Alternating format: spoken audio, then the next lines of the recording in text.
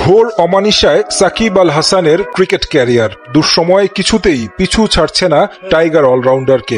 রাজনৈতিক পট পরিবর্তনের পর মামলা মাথায় নিয়ে দেশে ফিরতে পারছেন না। খেলে বেড়াচ্ছেন ফ্র্যাঞ্চাইজি লিগে, সেখানেও নেই স্বস্তিতে। তার মাঝে ইংল্যান্ড থেকে বড় দুঃসংবাদ পেলেন Shakib Al Hasan. England cricket board অবৈধ ঘোষণা করেছে টাইগার অলরাউন্ডারের বোলিং অ্যাকশন। গেল সেপ্টেম্বরে কাউন্টি চ্যাম্পিয়নশিপে সারের হয়ে একটি ম্যাচ খেলেছিলেন মিস্টার 75। সামারসেটের বিপক্ষে প্রথমে 4 এবং দ্বিতীয় ইনিংসে নেন 5 উইকেট। সেই ম্যাচেই প্রশ্ন উঠেছিল সাকিবের বোলিং অ্যাকশন নিয়ে। দীর্ঘ ক্যারিয়ারে আইসিসির 3 ফরম্যাটে অলরাউন্ডার র্যাঙ্কিংয়ে শীর্ষে ছিলেন সাকিব আল হাসান, তবে কখনোই বোলিং অ্যাকশন নিয়ে প্রশ্ন ওঠেনি।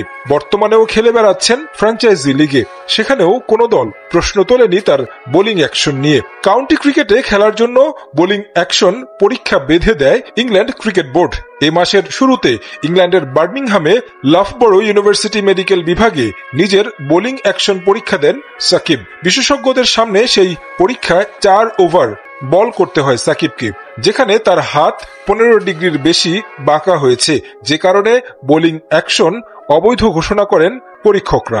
এই ফলাফল পাওয়ার পর 10 ডিসেম্বর থেকে ইসিবি আয়োজিত সব ধরনের টুর্নামেন্টে বোলিং নিষেধাজ্ঞায় পড়লেন টাইগার অলরাউন্ডার। স্বাধীন বোলিং অ্যাকশন পরীক্ষা হওয়ায় অন্যান্য টুর্নামেন্টে খেলতে বাধা নেই সাকিবের। এদিকে প্রথমবার আয়োজিত লঙ্কা টি10 লিগে টাইগার অলরাউন্ডার খেলছেন গল মার্ভেলসের হয়ে। সেই দলের মালিককে এবার গ্রেফতার করেছে শ্রীলঙ্কার ক্রীড়া পুলিশ।